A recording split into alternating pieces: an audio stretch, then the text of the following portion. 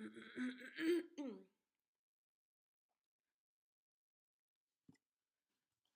is not admitting me.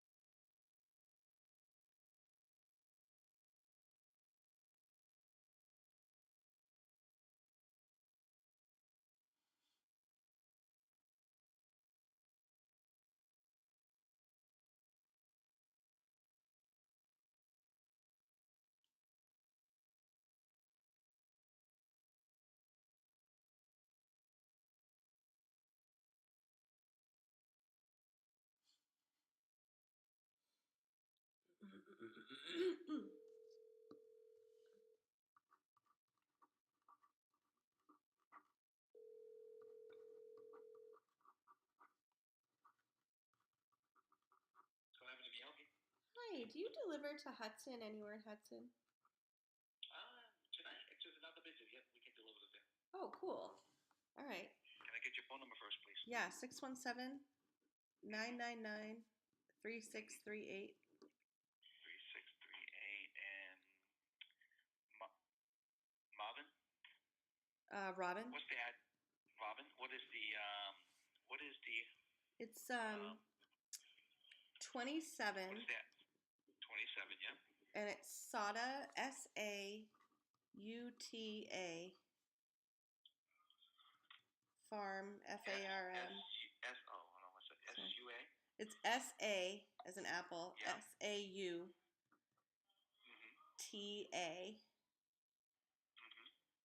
Farm Way, FARM Way.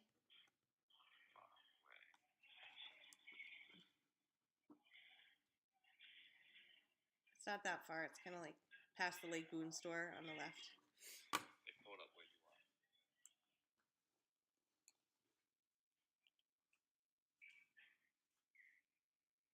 Solid farms. So can you offer 117 over there?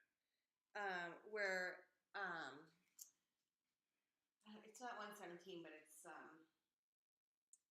it's not that bad. Okay. What can I get there? Can I get an order of chicken wings? I'm sorry, small or large one? Small. Small white rice. Vegetable lo mein. And scallion pancakes.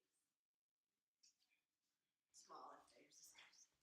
Okay, so we have a small chicken wing or the small white rice, a veggie lo mein, and a scallion pancake. Yes. Okay, you gonna pay cash or credit? Credit.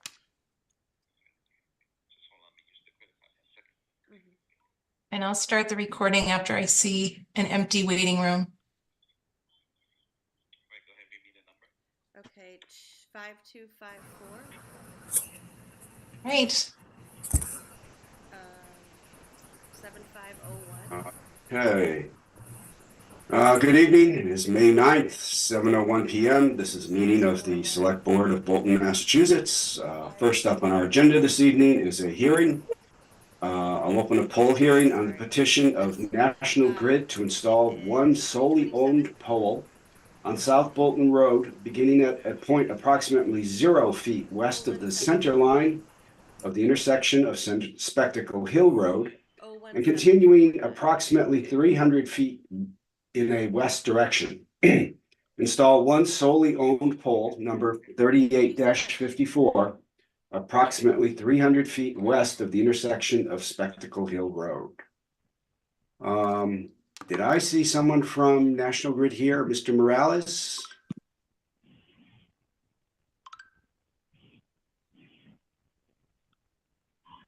Is Mr. Laguitas here?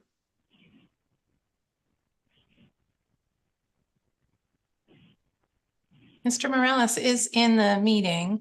Yeah, we can't hear you, Mr. Morales. I don't know why. We see your name up on the gallery.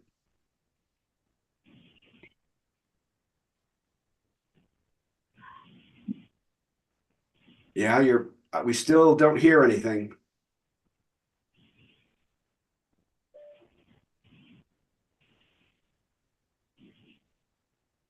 Hello. Mr. Morales? Yeah, we hear you briefly. Are you? We don't seem to be having any trouble hearing anybody else. I don't know if it's your location or something else.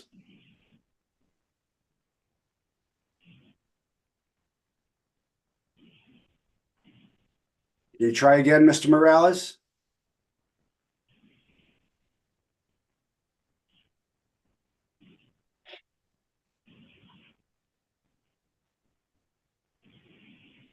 I hear a lot of heavy breathing, but nothing else. Mr. Morales, you there? Yeah, I can hear you. Sorry about yeah, that. we can hear you fine great. now. Great. Yeah, I was having some trouble. Sorry about that. No problem. Glad to have you with us. Oh, thank you. Glad to be here. Did I miss something? No, I just read the request. Okay, yeah. Well, my name is Javier Morales. I'm here with National Grid. I'm here to request the approval of a grant of location on South Bolton Road, as shown in the sketch. We're doing an upgrade in the area to provide a few streets in that part of town with better service. So we're doing a pretty substantial upgrade to the poles and the wire. Part of this upgrade is also to provide new service for a condominium complex, Mallard Lane, being built at that location. We hope to get that started pretty soon. And that's all I got. Okay. Are there any questions or comments from the board? No, I'm fine with it.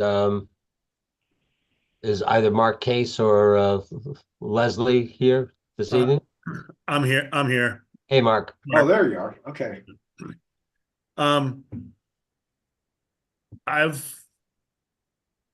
I don't know how to put this politically correct or whatever, but I have been representing the town for 32 years in poll hearings, and by far this is the worst sketch that has ever been produced for us to review.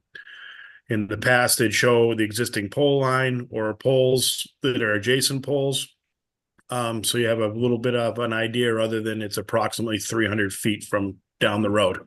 The sketch shows a dot in the middle of South Bolton Road. So I spent some time trying to locate the exact location and did find the white stake, which is directly behind the existing pole number 69.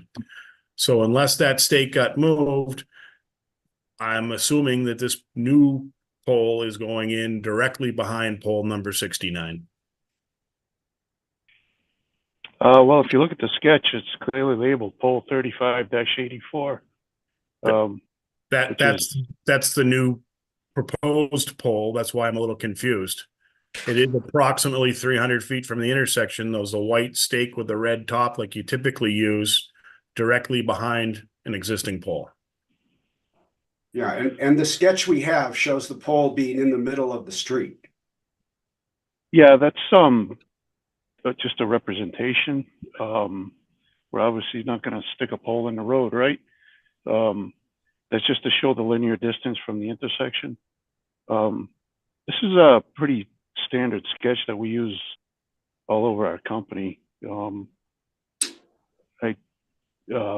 isn't any different than any other sketch we've ever submitted to your town or any other town for that matter.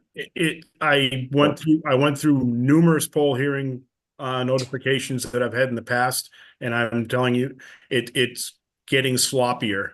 It has gone from where you can see existing poles on the plan to now we have a spot in the middle of the road. So is that pole going to be the right side of the road or the left side of the road? I'm just saying that there's minimal information on this plan. I did find the stake. Unless the stake got moved by somebody, I don't have a problem with where the pole's going because it's in the existing pole line. But if it's in the existing pole line, show that it's in the existing pole line, just not a dot in the middle of the road. Okay, yeah, that's fine. I could submit a new sketch, maybe with some more details. Yeah, I think if you would, Maybe if the stake is not there, No, could be a chance that it was, yep. Javier, the stake is on the roadside, in the public right of way near the stone wall, which is fine because it's in the public right of way, but it's directly behind, I believe it's pole number 69. It's an existing pole. If that's where the location's supposed to be, I don't have a problem with it. It's just I'm saying the plan is not so good. Yeah, that's not the right spot. Pole 69 is further down, pretty much right across from where the new development is going to go. This pole is couple curves up the road further towards Spectacle Hill. So the only pole location that I saw, there's the typical white stake with a red top, which is just before the entrance to the new development. Yeah, that's not the right spot. It's further towards Spectacle Hill. I can send out a new sketch and I can restake it towards the end of this week. So that way we know exactly where it is. we need to know what side of the street it's going to be on, how it interacts with the other lines that are already there. So I think we need a new sketch, and you need to check on the location of that stake. Yeah, it's no problem. Okay. And then you'll get back in touch with the town administrator to have another hearing, or do we just continue this one, Don? No, we can have another hearing. That's fine. Okay. All right. Is there any objection from anybody else about that proposal? I do know that Rebecca Buchaya said that an RDA is needed for the location as it was presented, but somebody from National Grid was in touch with her earlier today. Yeah, I did submit an environmental form to our environmental engineer. But yeah, that's no problem. I'll put together another sketch, shows it a little more clearly. I'll mark out the location, and I'll ask my clerk to send out another meeting request when that's completed. Okay. Yeah, and if you could tie off the issues with the Conservation Commission, that would be helpful also. Yeah, that'd be great. I'll double check on that as well. Okay. Great. Excellent. Mark, thank you very much for bringing this to our attention. Thanks, Mark. Thank you. All right, great. Thanks. Have a nice night. Thank you. Good night. Yep. See you, bye. Next, we consider a recommendation of, product offerings for Bolton's electrical aggregation plan. And is there someone here from the Community Choice Aggregation Committee to walk us through this? Yes, Lynn Dishler's here. Hi, Lynn. Hi. And Denise and Mark are here from Colonial Power, our aggregator. Okay. And as you may recall, the last time we were here, we were discussing proposed regulations from the DPU that was going to be very restrictive for what we could do. And the good news is that they've responded. The DPU has responded positively, and they're redoing the regulations. The bad news is that we've fallen into the gap between the old regulations and the new regulations. And now we are kind of being forced to do things that are unreasonable, but we'll just keep moving forward. Also, when the new regulations come out and we need to renew our contract, we'll be able to just use the new regulations that are going to be a lot easier to follow. So Colonial Power, and Denise and Mark, correct me if I'm wrong on any of this, has suggested two options. What we wanted to do was have a three-tiered approach, one that was comparable to National Grid, one that was from a renewable energy perspective, comparable to National Grid, one that's better than National Grid, and then a 100% renewable option. So they're forcing us, what their DPU is forcing us to do, which they haven't done before, is say exactly what you're going to do before you even get pricing to know what's advantageous or what you'd want to do. So we're kind of being forced to do that here, making decisions with not complete information. So we'd like to go with that three-tiered approach. So the one question is what would the default be for people who are opting in or don't opt out, right? Anybody who's currently on National Grid Basic. And Colonial Powers explained that when people get put into one, they usually don't change. So we were a little concerned about, the issues. We didn't want to have anyone pay a lot more for electricity than what they were doing now, if that was the case. I mean, we still have the option with the equivalent to National Grid, and ideally our price is going to be better than that. But one of our objectives was to green up Bolton. So what we are proposing is that we go with the middle as a default, and that anybody which is a better than National Grid. And Colonial Power has explained that right now at current pricing, we have flexibility with how much sustainability we have, but with current pricing, it's insignificant. The amount isn't a lot more than National Grid. So what we would like to propose is go with the middle as the default. And if anyone wants to drop down to the National Grid equivalent or go up to 100% sustainability, they still have that choice to do it. And anybody who wants to opt out still has that option as well. So that is our proposal. And we're coming here for your approval, hopefully. Okay, I have a page that has 2 rows of 3 choices. And you're Yes. talking about the middle. Are we talking about the middle column here? So there's one from option 1 and one from option 2? I think we're proposing option 2. Is that right? Yeah. If you So want to you're put it up. proposing option 2. Option 1, You're proposing option 1. Is it right, with option one? additional green in the first one, the first box, As the opt-out product. correct. And then the blue box, the second blue box in option 1 is the renewable energy content equivalent of National Grid, which would be a little cheaper than the first light green box. And then the third box, the darkest green, that would be the 100% Lynn was referring to. Okay. Bob, would it be helpful if I shared that Yeah. grid? Yeah. or chart?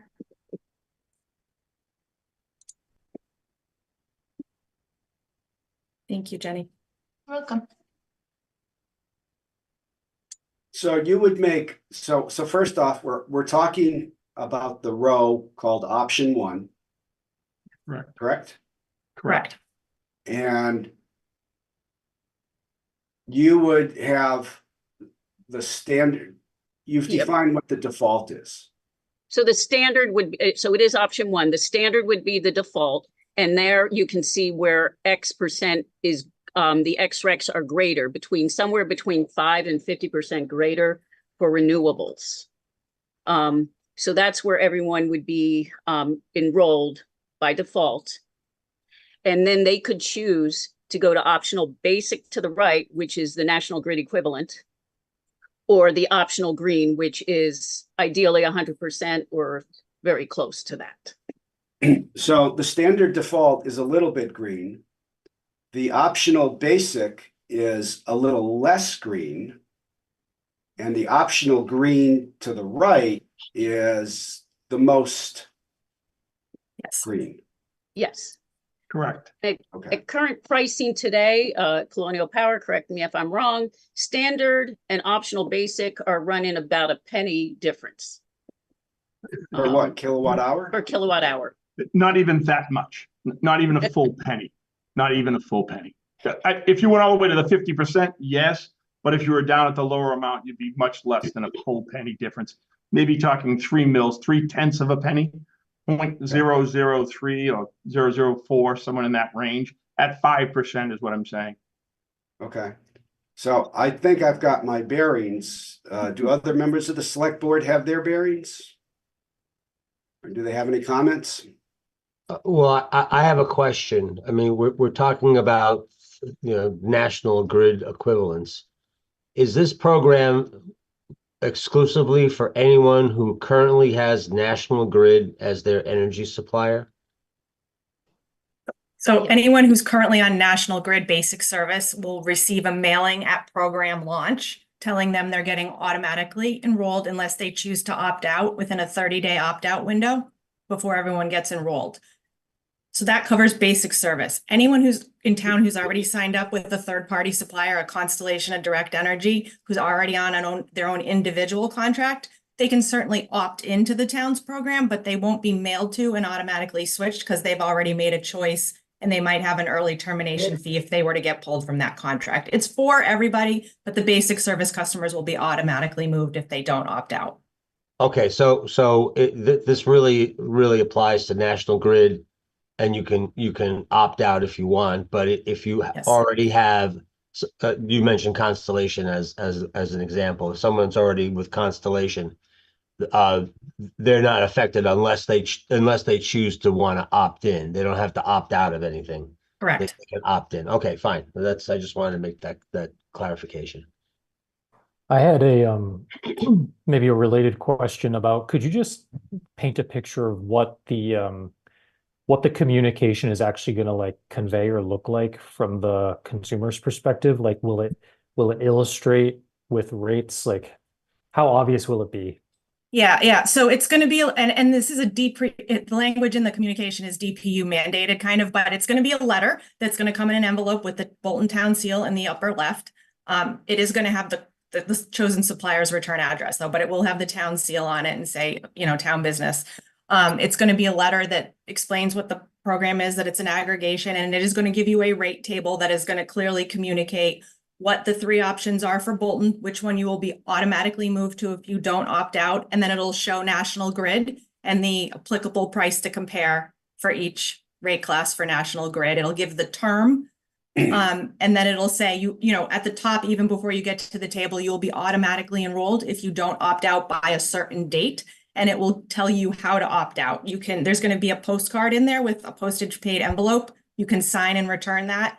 You can go online to Colonial's website and just opt out. You can make a phone call to Colonial, or you can call the supplier and opt out. So lots of options. It's a 2-minute exercise to opt out should you choose to. And then we'll give you, of course, other communications, press releases, stuff to push out during social media, etc., newspaper article, that sort of thing. But the letter will be super clear. Okay, that's helpful. And then one last question. So after the 30 days, if somebody gets the communication, maybe doesn't, for whatever reason, fully appreciate what's going on, the change is implemented, is there a window where they can act at that point?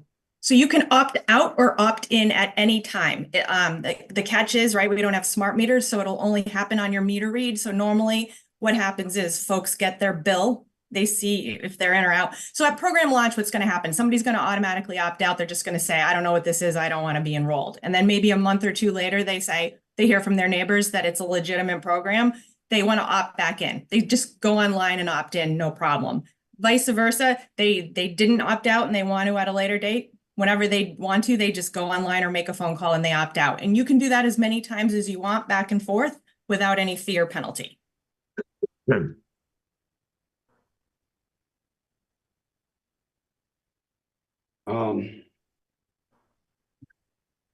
I guess where what I'm thinking about most right now is I don't think most people in town want the select board telling them who their supplier should be. We're not talking about distribution, right? We're just talking about supply. Supply, correct. Thank you for the answer, by the way. My internet cut out for just a second. No Okay. problem. It's been a successful program in Harvard, Lancaster, Berlin, Boston, Worcester. I mean, all the towns, because of the contract. I mean, they know what they're going to pay. We keep them well informed. They have options. The customer service is very good. I mean, when this had been approved at town meeting, that this is what the citizens of Bolton wanted. So I think the other towns have had quite a lot of success with it. And it's what the town decided they wanted to do. And if I could just state, it's one of those programs that a municipality can have. I actually look at it as its choice. A couple of years ago, there was a national grid rate of 33 cents. Unfortunately, the town didn't have the program up and running. They actually had filed the plan. They should have had it up and running, but it wasn't. But if that choice was there, anyone that was paying 33 cents could have opted in. No one's saying that anybody, I just want to make sure that we're clear here. You're not making a choice. All you're doing is bringing a choice. That customer has the final choice, whether they join the program, opt out of the program, and then get back in the program. All you're doing is bringing a choice to your residents. And That's all. it's a good alternative to, the Attorney General cautions against the third-party supply contracts. The terms and conditions there are not consumer friendly, whereas this contract with the supplier, they're held to certain terms and conditions. So, it's a consumer friendly option for folks who don't want to be on basic service, and aren't interested in going out in to the marketplace, which is third-party supply, and trying to weed through all those offers and find something without a penalty fee or something that goes to a higher rate afterwards. So like Mark said, it's just another choice. Yeah, so let me ask a follow-up. Someone referenced that, and I apologize for not remembering if this actually happened, that this was brought before the town at a town meeting and they voted in favor of it? Yes. It's a long time ago. Well, 2021, I think it was after COVID. So I believe it was at that town meeting. And it was approved at town meeting. I can tell you that I've been involved with this a couple of times in my career, and it becomes a non-discussion. Citizens really, you save them a little bit of money. The good part is you'll be reviewing this on a very regular basis, because Colonial Power will work with the town every time the rates come up. And if the program's not working, you make decisions at that point. But it is an opportunity to save a little bit of money. This isn't big dollars to any one person, but it is a little bit of savings. You'll get a better rate. And I can tell you that, I implemented it in Ashland and in Burlington, and it's never was a discussion piece. We never really had any issues. Once every 2 months, a citizen would come in and talk to us about it at the office. We'd explain it. They'd say, "Oh, it sounds pretty good." That's pretty much the impact. I'd forgotten that it was settled at town meeting, and so that being the case, I have no objection to this. So are we looking tonight for a vote on option 1? That's the recommendation from the committee. Okay. So I would make a motion to approve option 1 as presented this evening. I'll second that. Okay, roll call. Brian? Yes. Stan? Yes. And I'm a yes also. All right, thank you. I know it's been very painful to get to this point, and you've put a lot of time and effort into it, and your persistence, it's only a partial reward. I know you still got a ways to go before it's where you want it to be, but good work. Thanks for your work. Yeah, thank you. We appreciate it. Have a good evening. Thank you. Good night. Thanks to Chair for your service, Bob, to the town. We really appreciate it. I think it's your last meeting, so thank you. Privilege. Thank you. Next on our agenda is a town meeting review with the town clerk and the moderator. Is Doug Story with us? Are we ahead of schedule? Not really. No, we're right on schedule. Is Jen with us? Yes, I'm on the phone here, Bob. How are you? Okay. And I did resend the link to Doug about 5 minutes ago. Okay. Well, Jen, we'll begin with you. Congratulations on your first town meeting. On the heels of your appointment to the job. I thought it went well. I thought it went smoothly. There's always something that goes askew, but we just seem to recover from it and keep going on. Yeah, I think things went well as well. We had 122 check-ins. We're always looking to tighten up our procedures after town meeting. So any opportunities we find, we're documenting for next year, working with Jenny. And right now, just focus on getting the follow-ups complete from town meeting, the AG filings and whatnot, and obviously focused on Monday's election. Yeah. Okay. Other board members have any comments? No, I thought it went well. I thank you, Jen, for I know a ton of work goes into that and so many other folks involved. So thanks to the whole team that helped make it run so smoothly. Any Yeah, comments agreed. from the You know. public? Well, Jen, I'm afraid you have to be the one to accept all the accolades on our behalf. So, well, I'll take it. Thank you. Congratulations and good work. Yeah. Thanks. Appreciate it. Yeah, no, I unfortunately I was not there due to recovering from an illness the past month. I'll be speaking with Doug Story separately concerning some of his choices to allow some individuals to speak. I think he exercised a bit of poor judgment, but that's a conversation that I will have with him directly. Okay, thank you, Stan. Thank you, Jen. Thanks, Jen. Thank you. And congratulations. Thank you, Jen. Next on our agenda is a presentation and review of a revised financial policies document. This is going to be presented by the chairman of the advisory committee, Bob Guerrero. Good evening, Bob. Hey, Bob. Hi, good evening. Hi, thanks for making some time in the agenda. So I just wanted to present the results of some of the work from the advisory committee and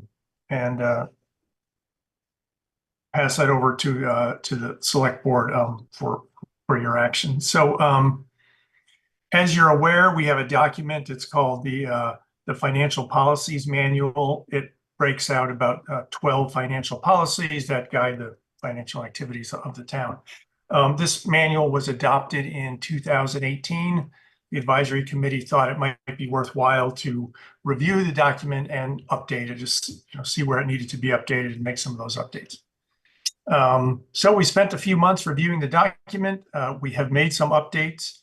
The vast majority are administrative updates. There are things like changing selectmen to select board. There were a few minor typos. There are hyperlinks in the document. Some of those hyperlinks no longer work, so that's been corrected. And some of the policies that were referenced have been superseded by new policies. So all of that has been adjusted. There are 3 areas in the manual where we made some minor changes to the content. So I can walk you through those changes now if you'd like, or if you're comfortable with the changes and you just would like me to answer questions, I'd be happy to do that too. I think it would be just helpful for the public also for you to just briefly walk through them. Great. Okay. Jenny, do you want to share the screen or can I? Okay. All right. So here's the document. The first section that has a content change is page 5. This is the capital planning policy. And the change to content here is really removing the references to the capital planning committee. You'll probably recall that several years ago, the town had a capital planning committee. It was decided several years ago to disband that committee, and the functions would go into the town administrator and the advisory committee and the select board. So the changes in this policy just reflect that decision to remove the capital planning committee. Okay, the next content change is on page 11. This is the financial reserves policy, and the content change is down towards the bottom. It's the red line that has the strike through. The language was initially a little confusing on what the intent was, and after a little discussion, the decision was it's probably best to just remove the section. So the section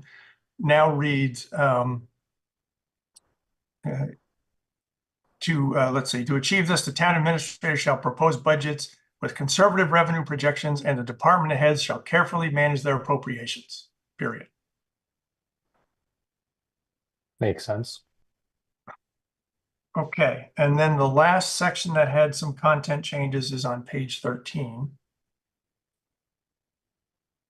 This is the forecasting policy. And there's a section about 2/3 of the way down the page that talks about one-time revenues. These are one-time revenues that the town might gain, you know, for example, in the sale of property or something like that, or a gift to the town, you know, some one-time revenue. And the original policy had some set priorities as to how those would be spent by the town. Again, after some discussion, we removed the strict prioritization, and it reads now, the town will consider the following categories when appropriating one-time revenues. And the categories haven't changed. Those are capital purchases and projects, OPEB trust fund, and stabilization fund. The thought being that, you know, it's hard to say year to year what the right prioritization might be, and we should just leave the flexibility in the policy to adjust based on the conditions.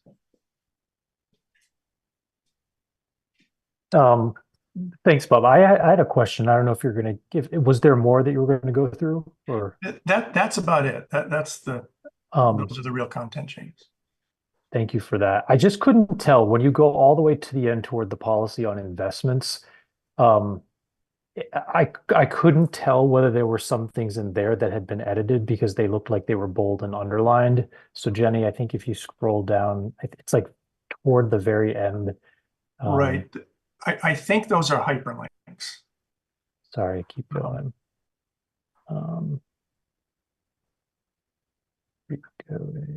So yeah, right. Sorry, go up there, Jenny, to investments. Keep going. Keep going. So right in here, where like the word unlimited amounts is bolded and underlined, and then 250,000 is bolded and underlined. Were those changes, or like what was the deal there? No, those are not changes. Let me go back to the original.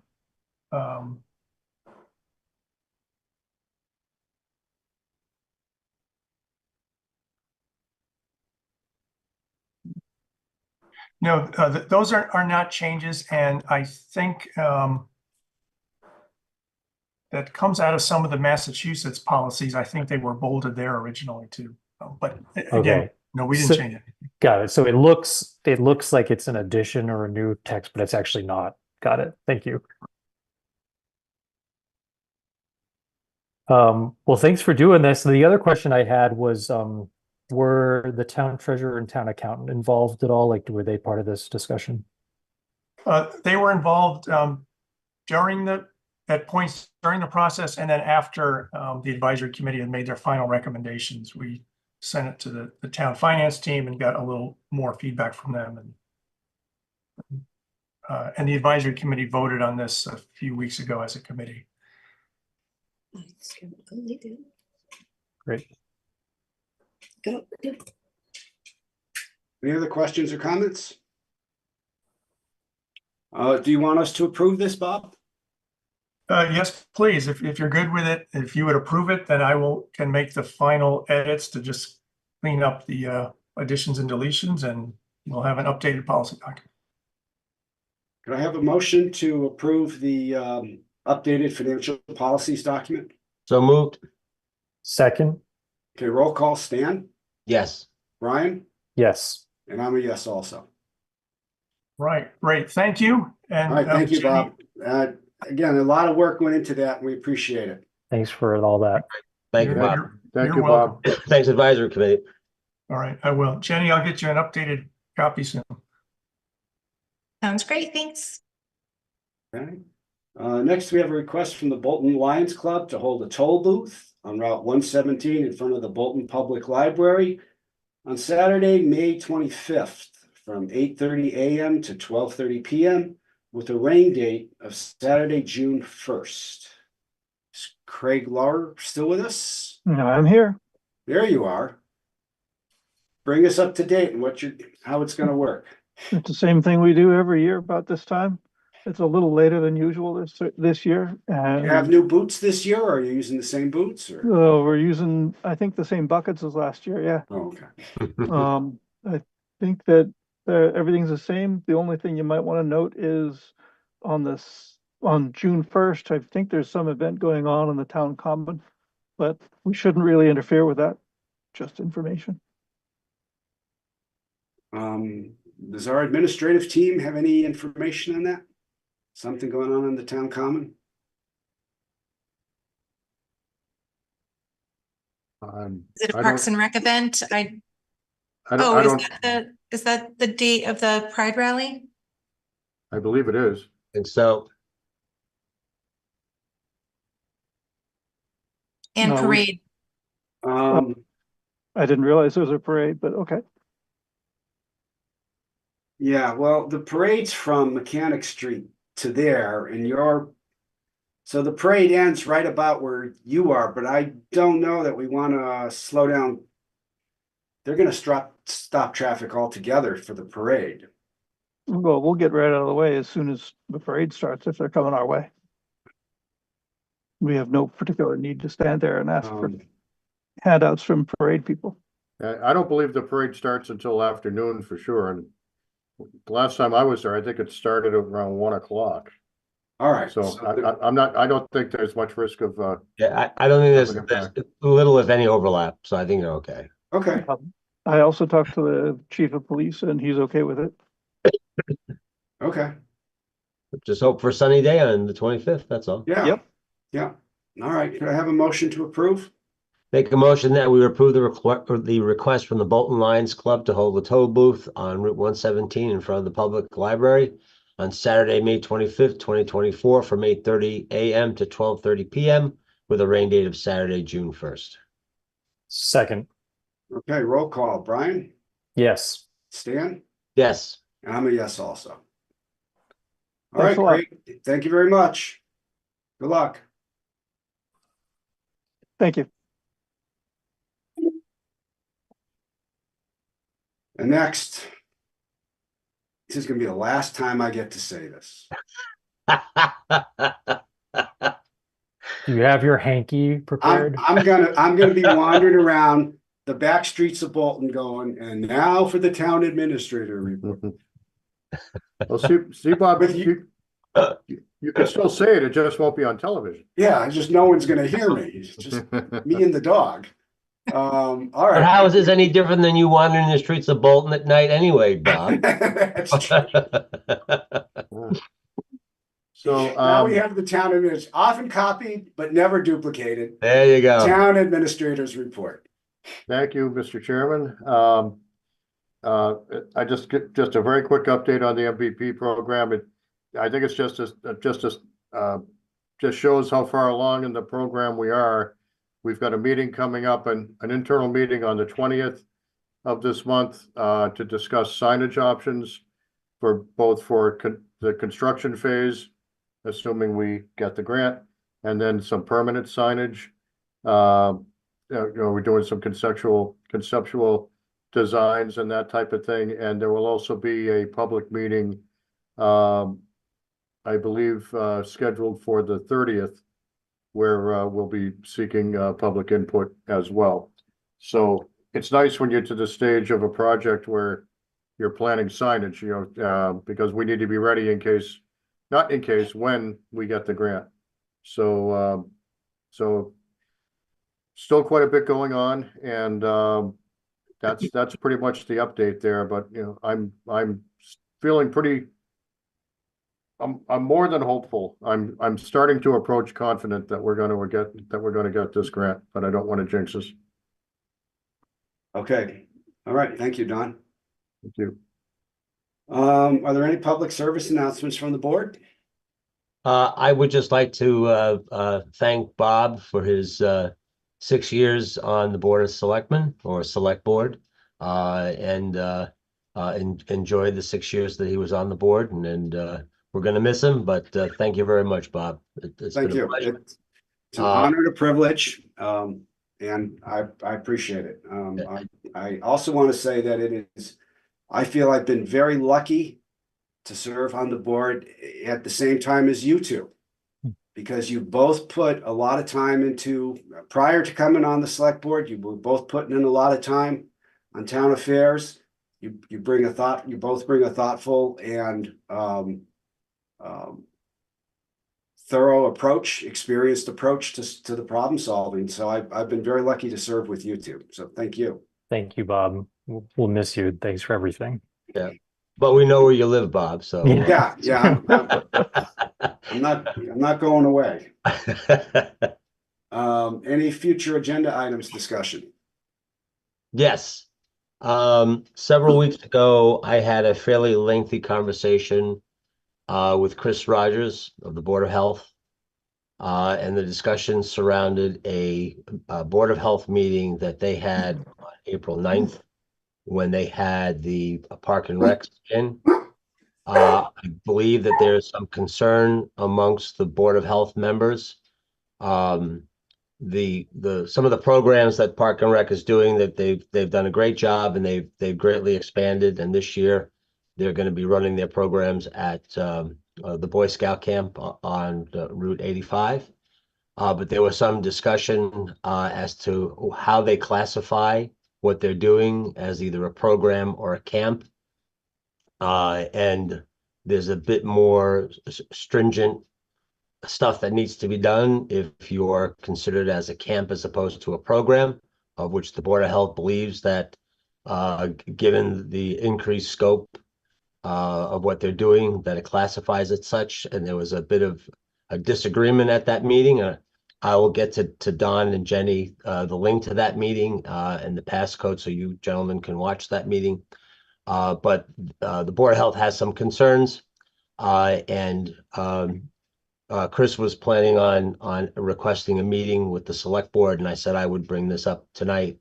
I'm going to be asking that we have a joint meeting between our board, the Board of Health, and Park and Rec to discuss some of the concerns that the Board of Health has, and really it really boils down to potential liability, of which, that's in our purview, and we control the legal budget. So I think we would be good to have a conversation amongst all the parties to really better understand what the resistance is and what Park and Rec is doing to potentially mitigate any concerns that the Board of Health has. And I did reach out to Chris yesterday, and so far Park and Rec has not responded back to either Board of Health or the Neshoba Associated Boards of Health in terms of information that was asked for. So I'd like to have that as a future agenda item.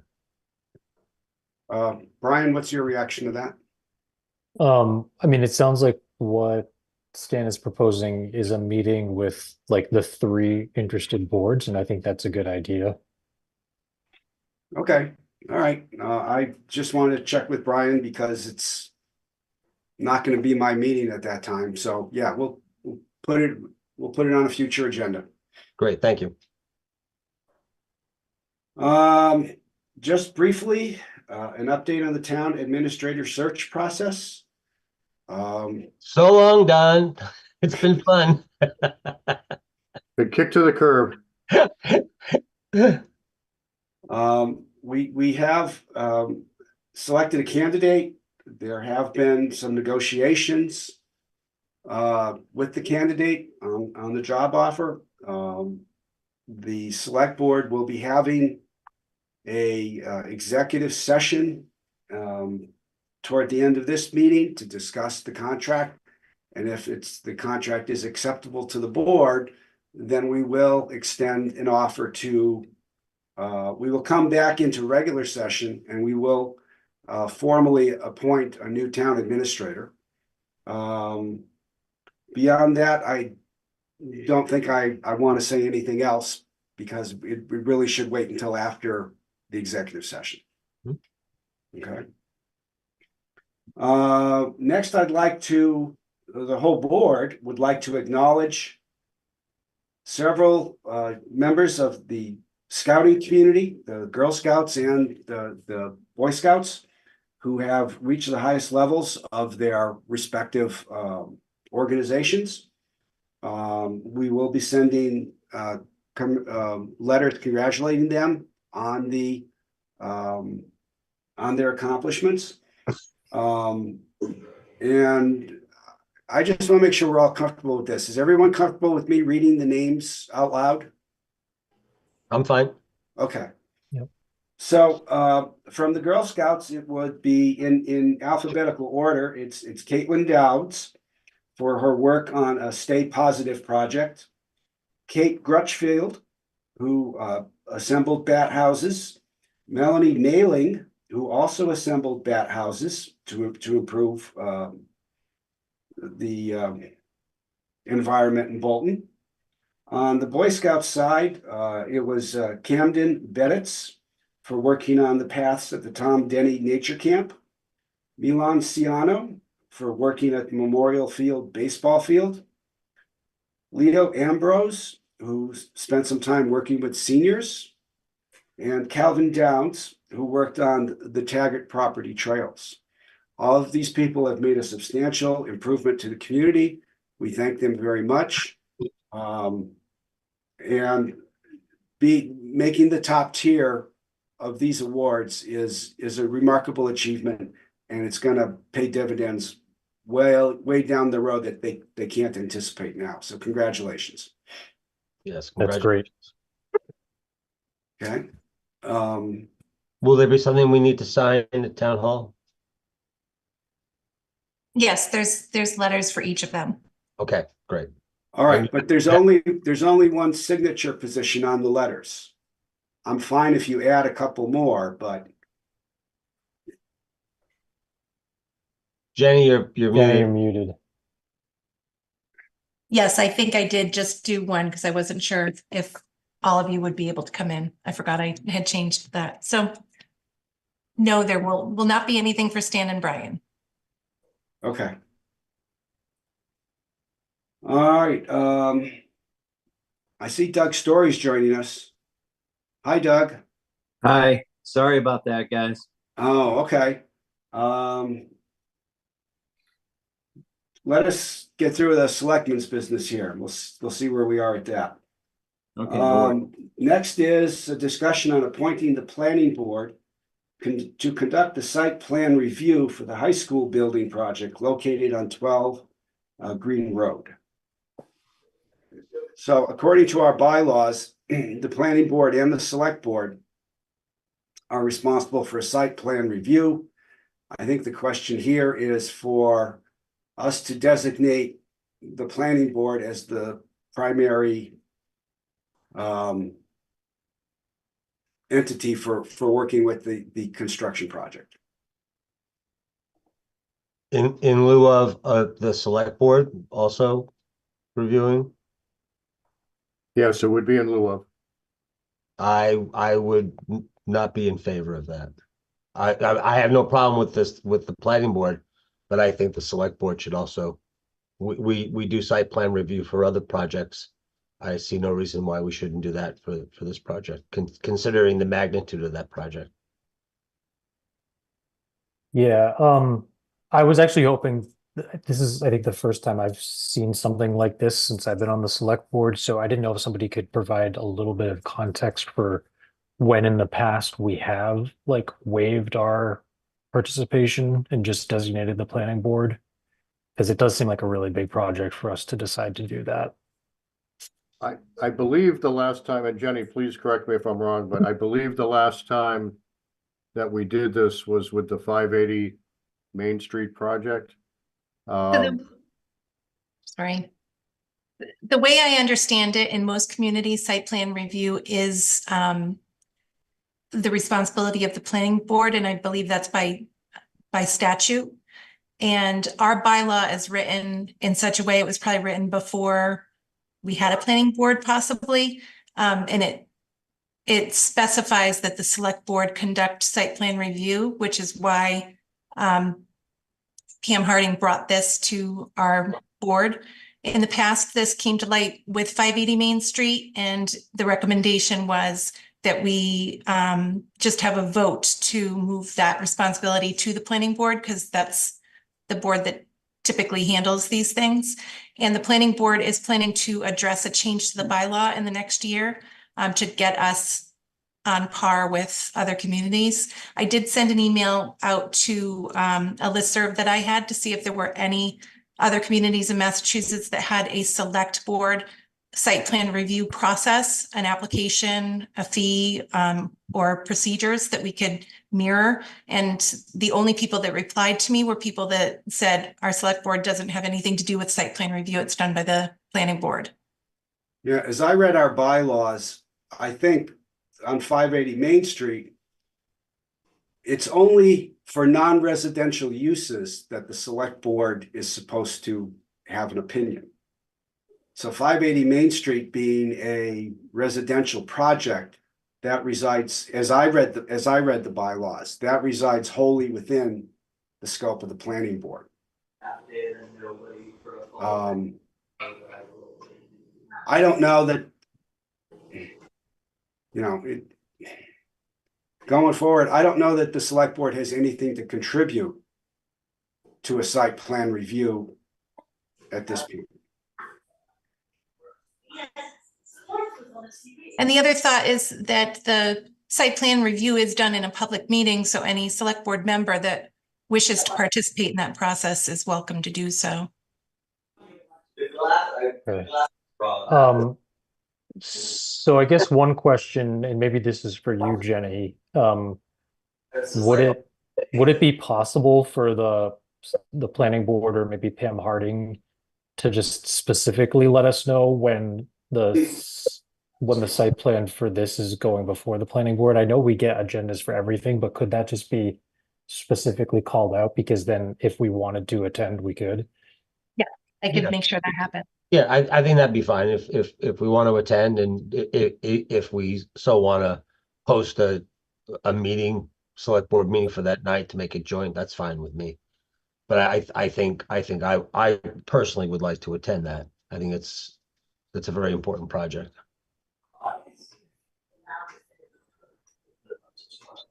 Okay, so we still need to make a motion to appoint the planning board, is that right? Yes, it is. Okay, so I'm comfortable with moving to appoint the planning board as long as they let us know when they're going to be considering it in a public meeting. I'll second that. Okay, roll call. Brian? Yes. Stan? Yes. And I'm a yes also. Next, we have to approve a year-end transfer to move $40,000 from the DPW wages line to the town building account. This is to allow us to do some work in the current fiscal year. Does anybody want me to read the exact account numbers? No? Nope. Okay. Any discussion on this? Yeah. Could I have a motion? A motion, we approve the year-end transfer to move 40 grand from DPW wages to the town building account. Second. Okay, roll call. Stan? Yes. Brian? Yes. I'm a yes also. Okay, next select board meeting date. I believe there were some recommendations in the packet. There are. I will leave it up to you two gentlemen to duke it out. All right. Where is all the way down?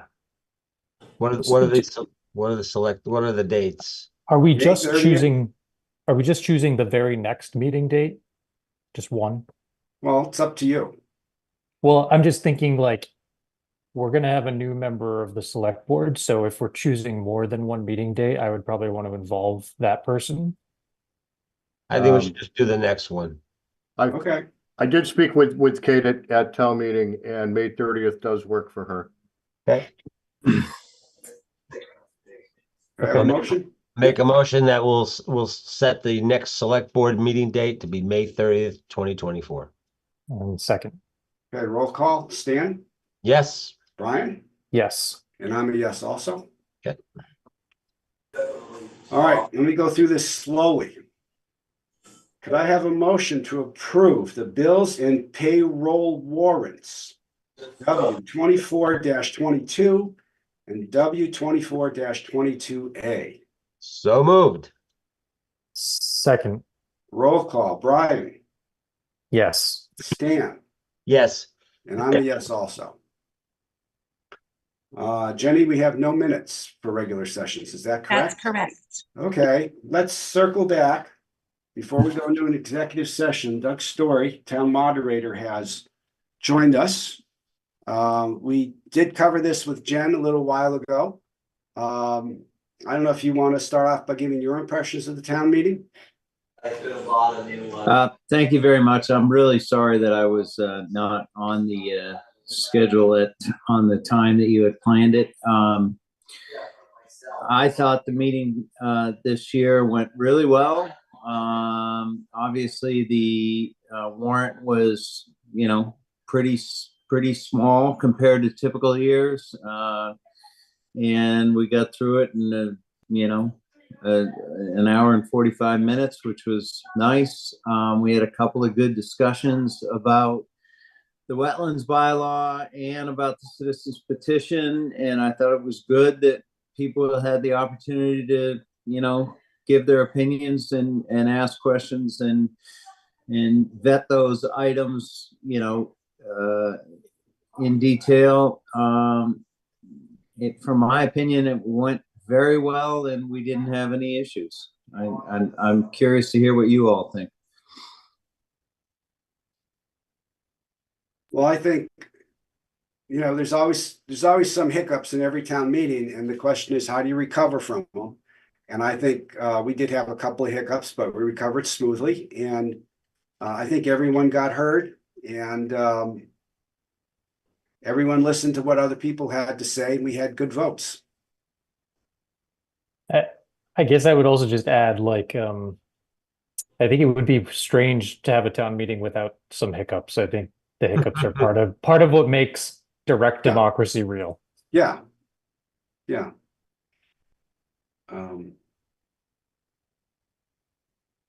So that's all we got for now. I mean, it went smoothly, and you can't ask for anything more than that. So we appreciate it, Doug. Thank you.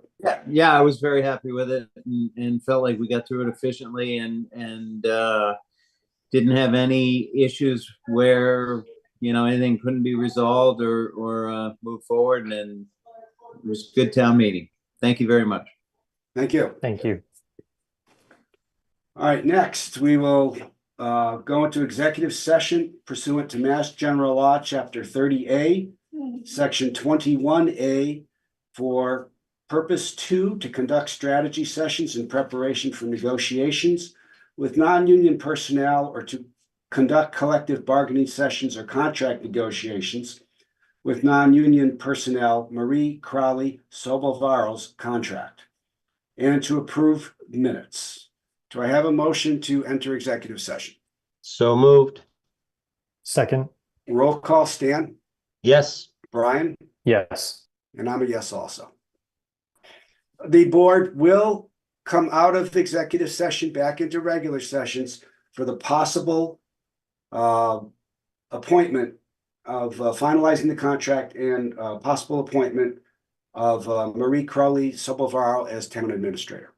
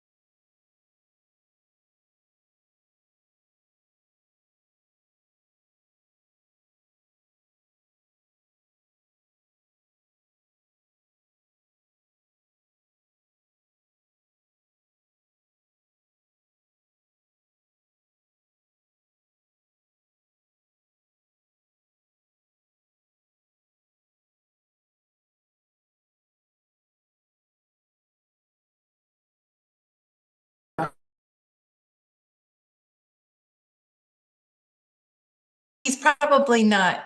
Ken's Probably there. got it running. Ken's there. Here's Ken. There's Ken. Well, his icon is, but is he? He's there to make sure we come out of executive session properly. There you go. All right, I will hit record. Okay, so having discussed the contract, I think we're ready to execute the contract with Marie Crowley Sobolvero as the new town administrator effective July 1st. Could I have a motion? Make a motion that we approve and execute the contract between Marie Crowley Sobolvero as Bolton's new town administrator, with her starting effective July 1st, 2024. Second. Okay, roll call. Stan, Yes. Brian, Yes. and I am a yes also. So congratulations to Marie. We look forward to having you here. Yep. And before we adjourn, I would like to thank Don and Jenny for their help and support and guidance for the past few years. I appreciate it very much. Thank you. Thank Do I have a motion to adjourn? Well, and also to thank Don for all his years of service. Yes. And the entire 4 months that he's worked over the last 19. But not contiguously, no. Not contiguously, that's correct. There you go. Don's gonna start thinking this is his last meeting, so shh. Yeah. He's going to expect this every meeting. I know. This is Dawn's last May 30th. This is Yeah. Dawn's last Yeah. June 14th. This is my pre-penultimate meeting. Yeah. Your third final meeting. We can never thank you enough, Dawn. There you go. Could I have a motion to Been a adjourn? pleasure. Motion to adjourn. Second. Roll call. Stan, Yes. Brian, Yes. and I'm a yes also. Good night. Thank Good you night, very everyone. much. Yep. Good night. The time for the record is 8:14 p.m. Thanks.